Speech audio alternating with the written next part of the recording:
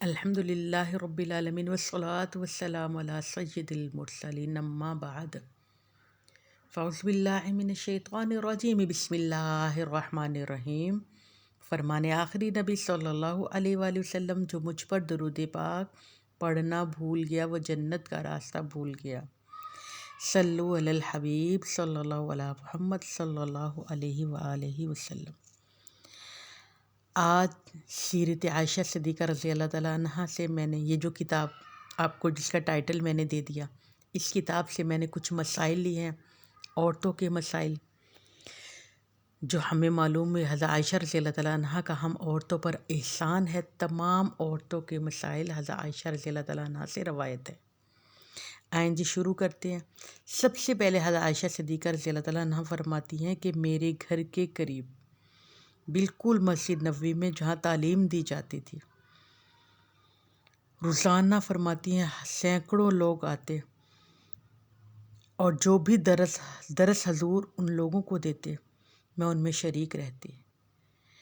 کوئی بات میری سمجھ میں نہ آتی تو جب آپ گھر تشریف لاتے تو میں دوبارہ پوچھ لیتی۔ کبھی اٹھ کر مسجد کے قریب میں چلی جاتی۔ اس کے علاوہ عورتوں کی درخواستیں ہفتے میں ایک دن آپ نے مقرر بھی کروایا تھا کہ عورتیں تعلیم حاصل کر سکیں، اور یوں فرماتی ہیں شب و روز 200 مسائل تھے جو میرے کانوں میں پڑتے رہتے۔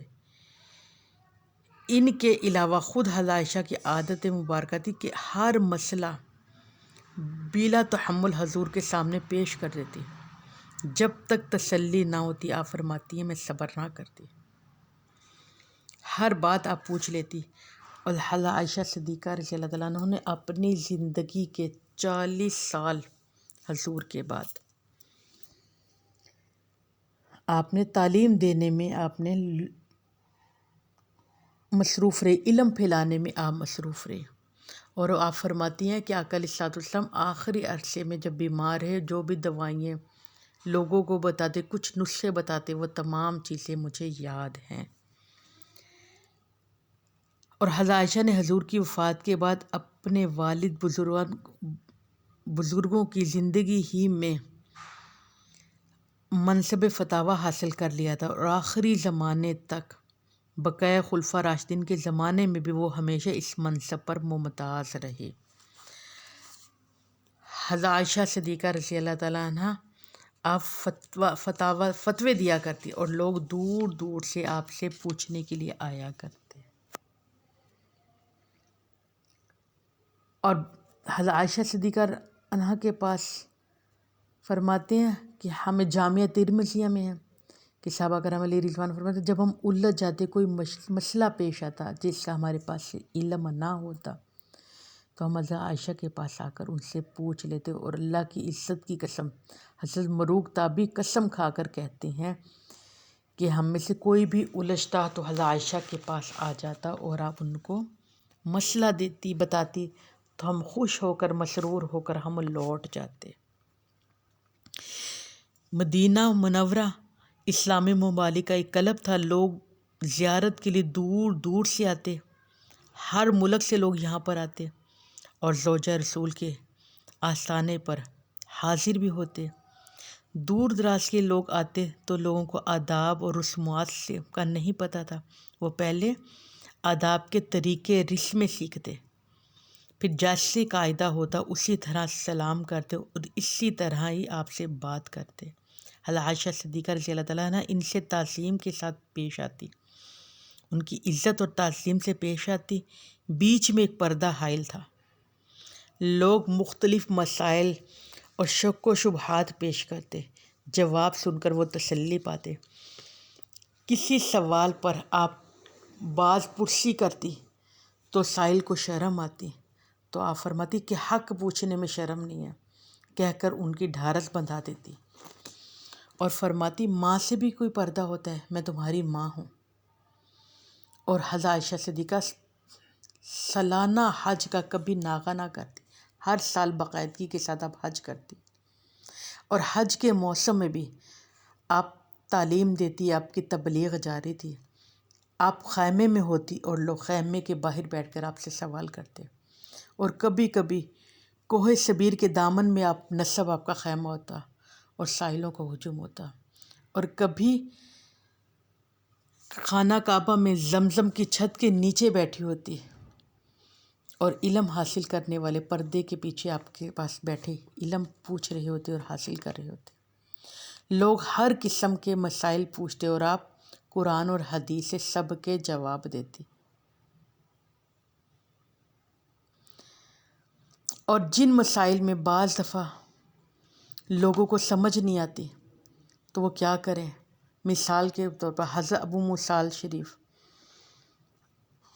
اور ایک اور صحابی تھے ابو دردہ، یہ فتوے دیا کرتے تھے۔ بہت پایا کہ یہ بزرگ تھے تو کسی بات میں اتفاق نہیں ہو رہا تھا، تو ان کے زمانے میں ایک مسئلہ آیا کہ ایک آدمی نے تہجد کے لیے وتر چھوڑ دیے مگر آنکھ نہیں کھلی، اور تہجد پڑھی اور وہ سو گیا، اور صبح پتہ چلا کہ میرے وتر رہ گئے۔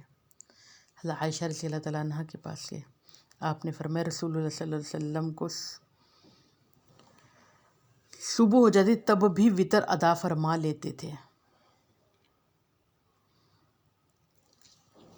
اور آپ فرماتے ہیں ایک اور مسئلہ ہو گیا تھا ایسا ہی، یہ عبداللہ بن مسعود اور ابو موسیٰ الشریف دونوں اکابر کے پاس، کہ حضرت عبداللہ بن مسعود فرماتے ہیں کہ جب اذان ہو جائے فوراً مغرب کے لیے کھڑے ہو جاؤ نماز کے لیے، اور حضرت ابو موسیٰ الشریف دونوں دوسرے نے کہا کہ تھوڑا سا ٹھہر کے، تھوڑا سا وقفہ دے کر پھر نماز پڑھی جائے۔ اب بات پہ تسلی نہیں ہو رہی تو حضرت عائشہ رضی اللہ تعالیٰ عنہ کے پاس چلے گئے، تو آپ نے فرمایا کہ تھوڑا سا وقفہ دے لو، تھوڑا سا ٹھہر کر، یعنی کہ جو آج ہم رمضان میں تھوڑا سا ٹھہر کے نماز ادا کرتے ہیں، یہ بھی اماں عائشہ کا ہم پر احسان ہے۔ اگر آپ کہتی فوراً بات، ہمیں پانی پی کر فوراً ہمیں نماز کے لیے کھڑا ہونا چاہیے۔ اچھا جی، ایک اور مجلس میں، ایک اور محفل میں حضرت ابو ہریرہ اور حضرت ابن عباس دونوں بزرگ تشریف فرماتے۔ مسئلہ یہ پیش آیا کہ کوئی عورت حاملہ تھی، وہ بیوہ ہو گئی اور چند دنوں کے بعد ہی حمل ہونا تھا، تو عدت کا زمانہ کس قدر ہو؟ قرآن میں دونوں کے الگ الگ احکامات مذکور ہیں، بیوہ کے لیے 4 ماہ اور حاملہ کے لیے واضح حمل۔ حضرت ابن عباس نے کہا ان دونوں میں سے کہ جو زیادہ مدت ہے وہ عدت ہے، یعنی کہ عدت اب دیکھی جائے گی کہ 4 مہینے 10 دن ہے یا بچہ پیدا کہ جو زیادہ تو وہ عورت عدت کرے۔ حضرت ابو ہریرہ نے کہا نہیں، حمل واضح ہو گیا تو عدت ختم ہو گئی۔ دونوں میں کوئی فیصلہ نہیں ہو پا رہا تھا تو لوگوں نے حضرت عائشہ صدیقہ رضی اللہ تعالیٰ عنہ اور حضرت سلمہ کے پاس لوگوں کو بھیجا، تو آپ نے کہا واضح حمل تک ہے، اور دلیل میں یہ بتا دیا کہ جس کی بیوہ کے تیسرے دن بھی ولادت ہو جائے تو اسی وقت اس کی عدت ختم ہو جائے گی، اور اس کے فوراً بعد وہ نکاح کی اس کی اجازت مل جائے گی۔ جی ہاں، حضرت عائشہ نے فرمایا کہ بیوہ ہونے کے تیسرے ہی دن بچہ پیدا ہو جائے اور اسی وقت اس کو دوسرے نکاح کی اجازت مل جائے گی۔ دیکھیں جی، یہ بھی مسئلہ ہمیں حضرت عائشہ صدیقہ رضی اللہ تعالیٰ عنہ کے سیرت سے ہمیں ملا۔ حضرت عائشہ صدیقہ رضی اللہ تعالیٰ عنہ، ابو سلمہ حضرت عبد الرحمن بن عوف کے صاحبزادے تھے، ایک زمین کی نسبت چند لوگوں سے ان کا تنازع ہو گیا۔ حضرت عائشہ صدیقہ رضی اللہ تعالیٰ عنہ کو معلوم ہوا تو آپ نے ان کو بلایا اور کہا ابو سلمہ، اس زمین سے تو باز آ جا، کیونکہ میں نے رسول اللہ صلی اللہ علیہ وسلم کا فرمان سنا کہ ایک بالش بھر زمین کے لیے بھی اگر کوئی ظلم کرے گا تو 7 زمینوں کے طبق اس کے گلے میں ڈالے جائیں گے۔ فرمایا تو چھوڑ دے۔ لہٰذا پتہ چلا جو کسی کا حق دباتے ہیں، بالخصوص ان لوگوں کو بھی میں واضح کر دینا چاہتی ہوں جو بیٹیوں کو حق نہیں دیتے، زبردستی ان کا حصہ دبا لیتے ہیں، اور بالخصوص اپنی بہن کو، بیٹی کو، پھپھی کو اور کمزور لوگوں کو پورا حصہ نہیں دیتے، ان لوگوں کے لیے بھی اس میں عبرت ہے۔ ہاں جی، آگے میں چلتی ہوں۔ مدینہ منورہ میں جب بچے پیدا ہوتے تو پہلے تبرکان حضرت عائشہ صدیقہ رضی اللہ تعالیٰ عنہ کی خدمت میں لوگ لاتے، وہ ان کو دعائیں دیتی، تو ایک بچہ آیا، اس کے سر کے نیچے لوہے کا ایک استرا نظر آیا، بچے کو لپیٹ کے لائے، سرہانے کی طرف ایک لوہے کا استرا نظر آیا۔ پوچھا یہ کیا ہے؟ لوگوں نے کہا اس سے بھوت بھاگتے ہیں۔ یہ سن کر حضرت عائشہ صدیقہ نے رضی اللہ تعالیٰ عنہ نے استرے کو پھینک دیا اور بولی کہ حضور نے ان شگونوں سے منع کیا ہے، ایسے نہ تم کرا کرو۔ آپ یہ بات کو سمجھ آ گئی ہوگی۔ آج بھی ہمارے پاکستان میں بہت سارے لوگوں کو دیکھتی ہوں، جب بچہ پیدا ہوتا ہے کینچی یا چھری یا کوئی اس طرح اس کے سرہانے رکھ دیتے ہیں، تو ان لوگوں کو اس واقعے سے عبرت لینی چاہیے کہ اماں عائشہ نے رسول اللہ کا فرمان بتا دیا کہ شگون لینا یہ بدعت ہے، اور ہر بدعت گمراہی ہے۔ اللہ رب العزت ہمیں محفوظ رکھے۔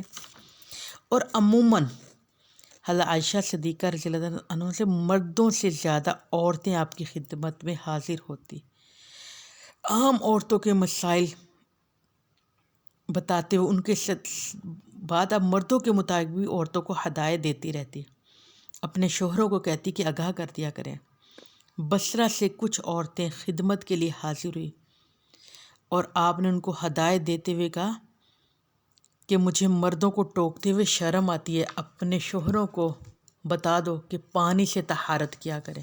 یہ مسنون طریقہ ہے، یعنی کہ زیادہ پسندیدہ عمل ہے۔ اور ایک دفعہ شام کی کچھ عورتیں زیارت کے لیے آپ رضی اللہ تعالیٰ عنہ کے پاس آئی، تو حمام میں جا کر عورتیں برہنہ غسل کرنے لگے۔ جب وہ عورتیں آئیں تو آپ نے فرمایا تم وہ عورتیں ہو جو حماموں میں جاتی ہو۔ حضور نے فرمایا کہ جو عورتیں اپنے گھر سے باہر کپڑے اتارتی ہیں وہ اپنے اور اللہ میں پردہ داری کرتی ہیں، یعنی کہ اللہ کے احکامات کو مانتی ہیں۔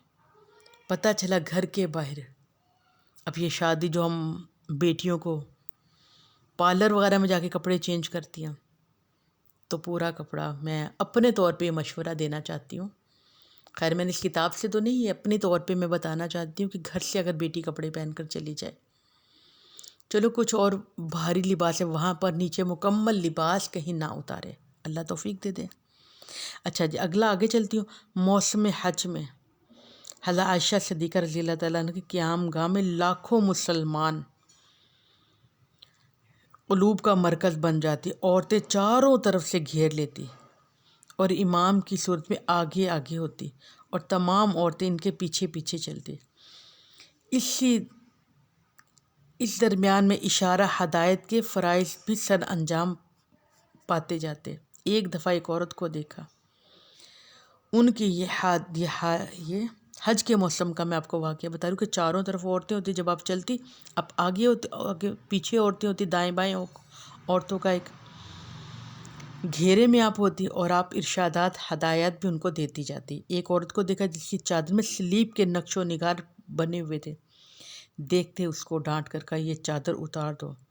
میں نے رسول اللہ صلی اللہ علیہ وسلم کو دیکھا تو کہ ایسی چادروں کو وہ پھاڑ دیتے تھے۔ جی، ایک اور واقعہ، حضرت عائشہ رضی اللہ تعالیٰ عنہ کو عورتوں کو ایسا زیور پہننا جس سے آواز پیدا ہو منع فرمایا۔ گھنٹیوں کی آواز آنا منع ہے۔ ایک دفعہ ایک لڑکی گھنگرو پہن کر آپ کے پاس آئی، فرمائی یہ پہن کر میرے پاس نہ آیا کرو، اس کی گھنگرو کاٹ دو۔ ایک عورت نے اس کا سبب دریافت کیا کہ اماں کس وجہ سے؟ فرمایا آپ صلی اللہ علیہ وسلم نے فرمایا جس گھر میں اور جس قافلے میں گھنگرو بجتا ہو وہاں فرشتے نہیں آتے۔ سمجھ آ رہی ہے؟ جو پائل وغیرہ پہنتے ہیں، بجنے والی جو چوڑیاں پہن لیتے ہیں، تو ہمیں عبرت لینی چاہیے اس واقعے سے۔ حضرت حفصہ بنت عبد الرحمن آپ کی بھتیجی تھی، وہ ایک دفعہ بہت ہی باریک دوپٹہ پہن کر پھپھو کے پاس آئی، دیکھتے ہی آپ کو غصہ ہے، اس دوپٹے کو پھاڑ ڈالا۔ فرمایا یہ تم نہیں جانتی؟ کیا تم نہیں جانتی کہ سورۃ نور میں اللہ نے کیا احکامات نازل فرمائے ہیں؟ اس کے بعد آپ نے ایک موٹا دوپٹہ منگوایا اور اس کو اڑا دیا۔ یہ تو دوپٹے کی بات ہے، آج کل میرے پاکستان میں بہت باریک عورتیں پہن کے کپڑے پھرتی ہیں، ان کے لیے کیا حکم ہوگا؟ وہ خود اپنا جائزہ لے لیں۔ دوپٹے پہننے میں ممانعت ہے، تو باریک لباس تو وہ تو بالکل ننگا نظر آتا ہے، اللہ اپنی پناہ میں رکھے۔ حضرت عائشہ صدیقہ رضی اللہ تعالیٰ عنہ نے ایک مکاتب غلام آزاد کیا، رخصت کرتے ہوئے نصیحت کی کہ جاؤ جہاد الہی میں شریک ہو جاؤ، کیونکہ حضور صلی اللہ علیہ وسلم نے فرمایا ہے کہ کسی مسلمان آدمی کے لیے اندر خدا کی راہ میں جہاد کرنا اپنے اندر کی صفائی کرنا ہے، کہ جو جہاد کرتا ہے کافروں سے بعد میں جہاد کرے، پہلے اپنے اندر کی صفائی کرے، اپنے آپ سے جہاد کرے۔ اور ایک دفعہ حضرت عائشہ صدیقہ کے بھائی عبد الرحمن بن ابی بکر ان کے پاس آئے اور معمولی کی سے ذرا ہٹ کے جلدی سے وضو کر کے چلے، تو حضرت عائشہ صدیقہ رضی اللہ تعالیٰ نے فوراً بلایا اور کہا عبد الرحمن وضو اچھی طرح کیا کرو، میں نے حضور کو یہ کہتے ہوئے سنا کہ وضو میں جو حصہ نہ بھیگے اس پر دوزخ کی پھٹکار ہے۔ استغفر اللہ۔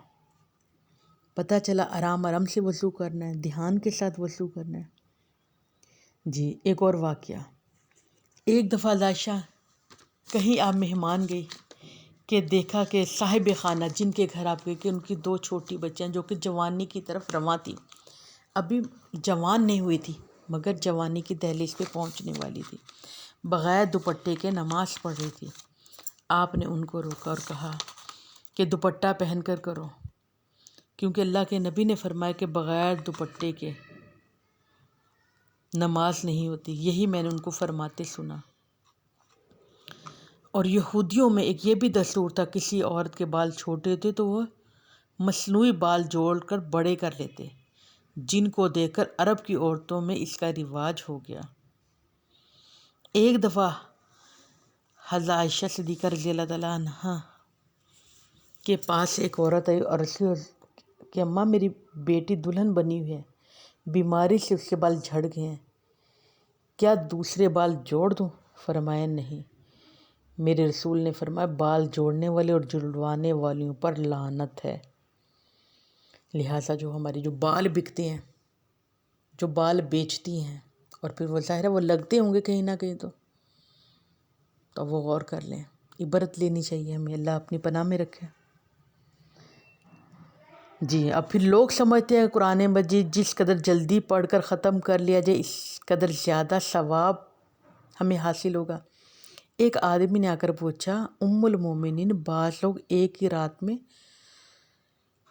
ایک قرآن یا 2 راتوں میں 3 قرآن پڑھ لیتے ہیں۔ فرمایا ان کا پڑھنا اور نہ پڑھنا دونوں برابر ہے، کیونکہ رسول اللہ صلی اللہ علیہ وسلم تمام رات قیام کرتے رہتے، لیکن صرف سورۃ بقرہ، آل عمران اور سورۃ نساء سے آگے نہیں بڑھتے تھے۔ انہی صورتوں میں تمام رات ختم ہو جاتی اور صبح ہو جاتی۔ جب کسی آیت کی بشارت ہوتی تو خدا سے دعا مانگتے رہتے، اور جب کسی وعید کی آیت آتی تو پناہ مانگتے رہتے۔ آپ کو یہ بھی سمجھ آ گیا ہوگا کہ میری مدنی کریم ام عائشہ نے بتا دیا کہ کتنا قرآن پڑھتے تھے۔ سورۃ بقرہ، سورۃ آل عمران اور سورۃ نساء، بس اتنی ہی پڑھتے تھے ایک رات میں۔ حضرت اسید بن حفیر بڑے پایا کے بزرگ ہیں، فرماتے کہ حج کا قافلہ واپس آ رہا تھا، جب مدینہ منورہ کے قریب پہنچا تو معلوم ہوا کہ ان کی بیوی کا انتقال ہو گیا۔ منہ پر کپڑا رکھ کر رونے لگے۔ محبت کی خوبی ہے، کسی کو انکار نہیں، مگر اس طرح منہ چھپا کر عین مجمع میں رونا صبر و حلم کے نمونوں کے لیے مناسب نہ تھا۔ قافلے میں حضرت عائشہ صدیقہ رضی اللہ تعالیٰ عنہ بھی تھی۔ انہوں نے حضرت اسید سے مخاطب ہو کر فرمایا آپ رسول اللہ کے صحابی ہیں؟ تو اس نے کہا ہاں۔ فرمایا آپ کے اسلام کی اولین شرف آپ کو حاصل ہے، آپ کو اسلام کی اولیت کا شرف حاصل ہے، آپ ایک عورتوں کی طرح روتے ہو۔ یعنی کہ ہر مسئلے میں حضرت عائشہ نے لوگوں کو آگاہ فرمایا تمہیں زیب نہیں دیتا، تم تو اولین صحابی اور کس طرح عورتوں کی طرح سے رو رہی ہو۔ جی اب کعبے کے غلاف کے بارے میں حضرت عائشہ کی روایتیں سنتے ہیں۔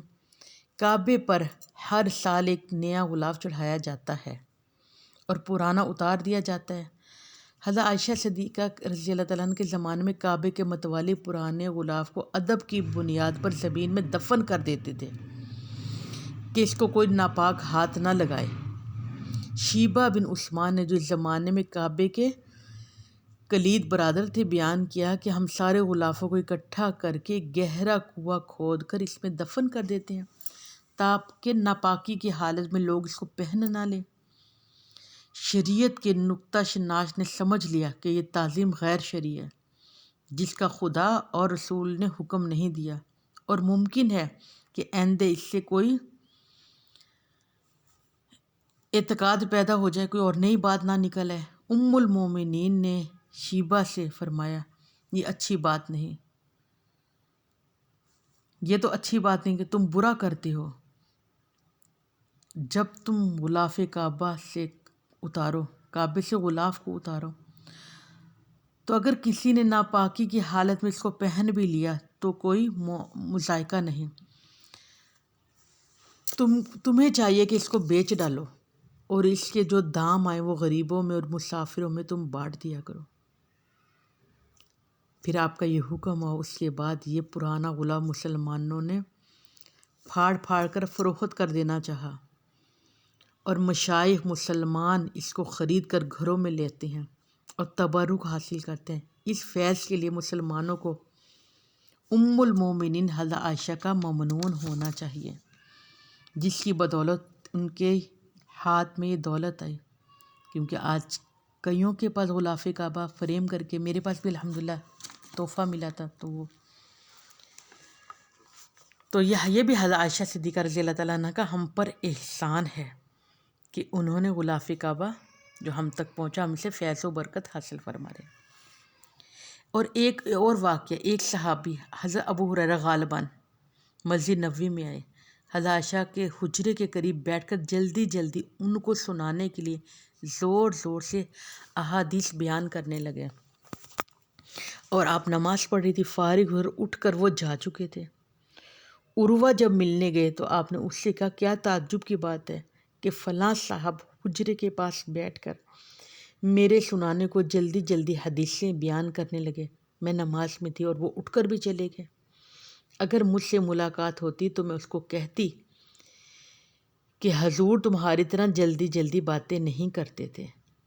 ام المومنین کا مقصد یہ تھا کہ جو لوگ حدیث نبوی کا شغل رکھتے ہیں ان کے قول و عمل میں مطابقت ہونی چاہیے، ورنہ حدیث بے اثر ہوگی۔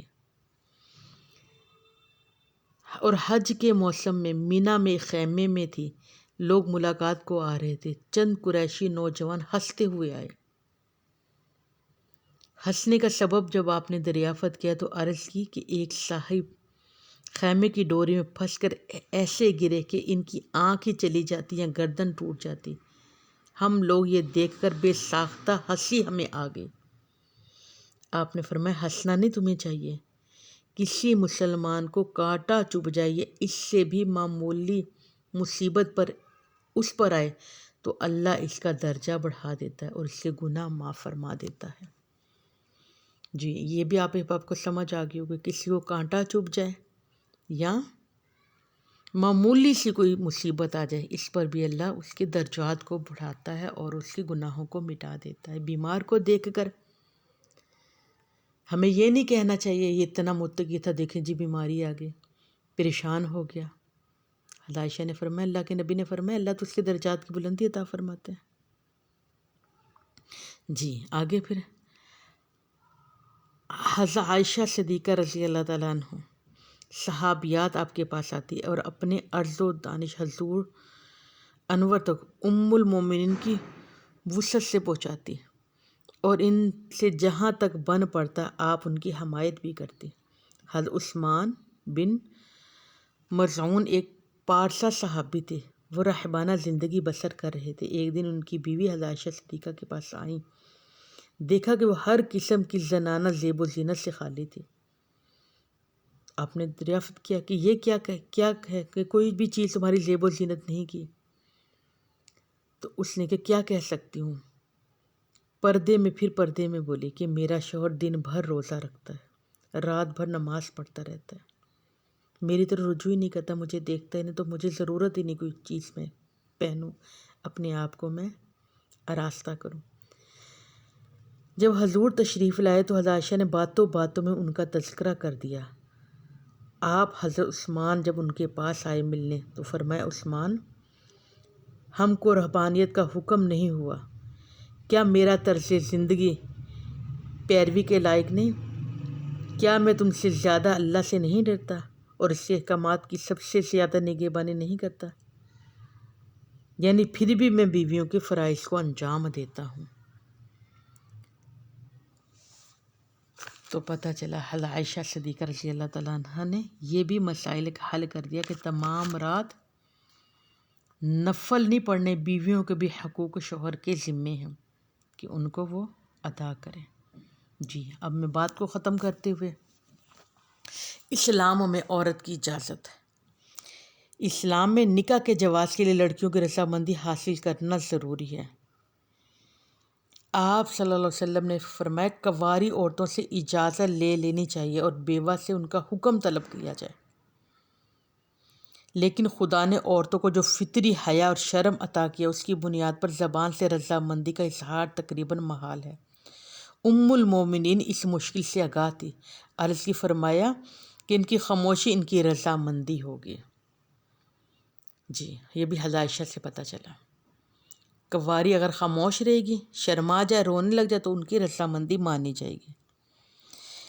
بعض لوگ لڑکی کی رضامندی کے بغیر اپنے اختیار سے نکاح کر دیتے ہیں۔ ایسا ہی واقعہ میرے مصطفیٰ کریم کے زمانے میں پیش آیا۔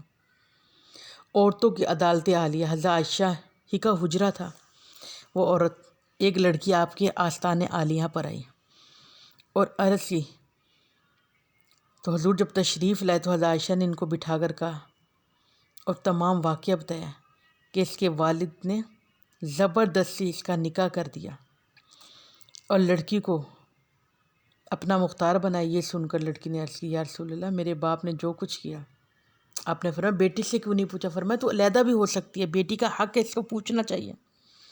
یہ سن کر لڑکی نے عرض کی، یا رسول اللہ، میرے باپ نے جو کچھ کیا میں اب اس پر جائز ٹھہراتی ہوں، میرا مقصد صرف یہ تھا کہ عورتوں کو اپنے حقوق معلوم ہونے چاہیے۔ جی یہ بھی میرے مصطفیٰ کریم نے فرمایا، اگر باپ اپنی مرضی سے کر دے تو وہ شادی لڑکی نہیں کروا سکتے۔ تو آج جو بیٹی کی اجازت کے لیے نکاح خوان جاتا ہے، حضرت عائشہ صدیقہ رضی اللہ تعالیٰ عنہ کا یہ غسل کے مسائل، حیض کے مسائل، وضو کے مسائل، تیمم کے مسائل، عورتوں کو حیض آ جائے، عمرہ کرنا چاہتی ہے، ماں حیض آ گیا تو مسجد عائشہ میں جا کر آقا علیہ الصلوۃ والسلام نے احرام بندھوایا تو پھر عمرہ کیا۔ آج جو دوبارہ عمرہ کرنا چاہتے ہیں تو مسجد عائشہ سے جا کے احرام باندھے۔ احرام کے مسائل بھی سبحان اللہ۔ اللہ سے دعا ہے جو کچھ پڑھا اسے قبول فرما لے، اگر اس میں جو غلطی خامی مجھ سے ہو گئے پڑھنے میں بھی تو مجھے معاف فرما دے، اور صحیح دین کے راستے کا مسافر بنائے، اور آقا علیہ الصلوۃ والسلام کی ہر سیرت پر، ہر حکم پر چلنے کی بھی توفیق عطا فرما دے۔ آمین اللہم آمین۔ صلو علی الحبیب صلی اللہ علیہ محمد صلی اللہ علیہ وآلہ وسلم۔